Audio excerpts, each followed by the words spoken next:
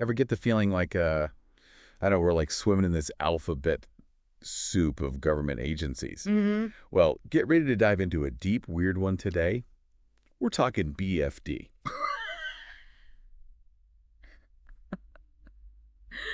Like, Big fat deal. not this time. Not big freaking deal, although, honestly, Right. it all gets a little meta, you know what I mean? Yeah. Because this time, BFD is an actual thing. It really is a thing. If we're going off, well, it seems like an internal document. Maybe. Maybe. It can't be a training manual of sorts Okay. about this. I'll call it an entity, this entity known as BFD. Right. But even calling it an entity feels like kind of a stretch because the information we have is so sparse. Yeah, it really does. It's like we've got like I don't know, somebody spilled their cryptic notes on government conspiracies, Mhm. and we're left trying to piece together what it all means. And, speaking of conspiracies, this whole thing kind of reminds me of, what's that, Area 51. Yeah. We think we want to know more about it, Right. but then when we actually hear what's going on, it's like way weirder than we could have imagined. It's true. And the things we do know about BFD definitely fall into that stranger than fiction category. Okay.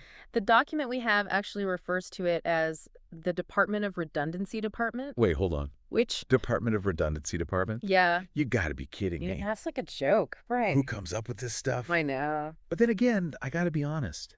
Think about it.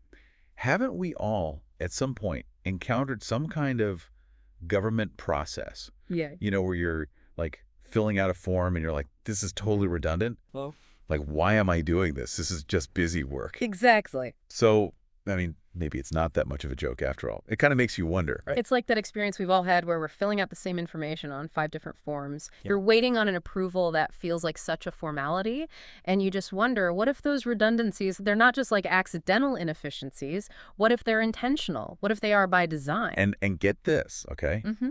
This document, it actually links BFD to President Reagan. Interesting. Cold War, shadowy government agencies.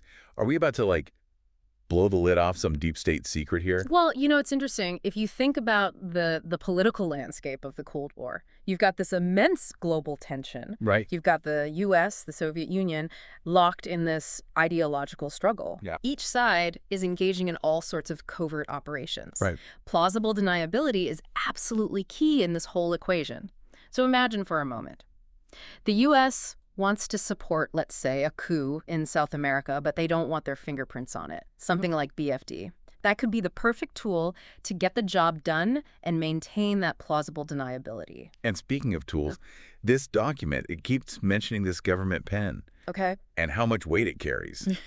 It sounds like, I don't know, it sounds almost comical on the surface, but they're dead serious about it. Like, every signature from this pen has, like, massive consequences. Right. Imagine for a second, you've got like a low-level clerk, right? And they're sitting there with this government pen and they're just signing off on what seems like a routine shipment of, I don't know, weapons. It seems insignificant, right? Like in the grand scheme of things. Mm-hmm. But in the wrong hands, that signature could have absolutely devastating consequences. Wow. And I think that's what this document's getting at, is this idea that even seemingly small actions taken within a system as large and as powerful as the U.S. government, it can have massive ripple effects. Okay, so we got bureaucratic riddles, we've got Cold War paranoia, but then the document takes this sharp turn into even weirder territory. Okay.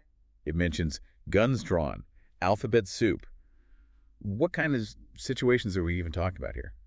Well, it makes you think of those stories, right? You hear whispered about those interagency conflicts, like what goes on between the FBI and the CIA. Like that big standoff last year about that intelligence leak? Exactly. That's a perfect example. And you start to wonder, was BFD involved in that? Were they operating behind the scenes to kind of maintain some sense of order within that chaos? Hold on. They call everyone Betty. Yeah. Like, seriously, what is that about? I know, it's a strange detail, right? It really sticks out. But maybe, just maybe, in these high-stress, high-stakes situations, that kind of depersonalization, maybe it's a coping mechanism or a way to build a sense of camaraderie. Like, hey, we're all just Bettys here. We're just trying to get through this. And then the document just, like, ends. Yeah. It's got this weird note about an Army recruiter. It's almost like, is this a recruitment tool itself? Like, was somebody slipping this document to potential recruits, hoping to, like, reel them in? Intrigued by the mystery. Exactly. Lured in by this whole, shadowy world of BFD. And that's the ultimate question, isn't it? Yeah. Maybe the very nature of BFD is to be elusive. Perhaps its real purpose is to sow confusion, Oh, wow. to make people question everything, to even question the very existence of DFD itself. So where does that leave us? I mean, I feel like we've got more questions than answers. And maybe, just maybe, that's the point. Uh, But just remember this, okay? If a Betty ever hands you a government pen, you better think long and hard about what you sign, because you might just be stepping into a world where up is down and down is up. yeah.